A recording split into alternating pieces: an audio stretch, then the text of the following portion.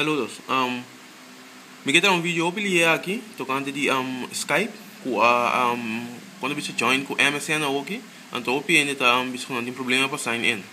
Bom, para sign in com o MSN, que é o Hotmail ou que seja, você usa para dentro de MSN, para sign in via Skype.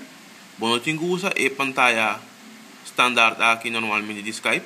Eu tenho que usar na mão rechts aqui não, você mira. Meld u aan bij Microsoft account. Want in inglês ele está sign in with a Microsoft account or something like that. Aí cambia em inglês, mesora English. Sim. Alternatively sign in with Microsoft account. Sim. Que me diz, botin ku click reverse. Então eu orei tá abrindo outra pantalla para você.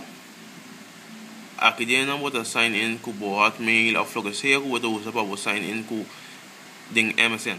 Ok? Bom, isso. Qualquer pergunta lá não sabe.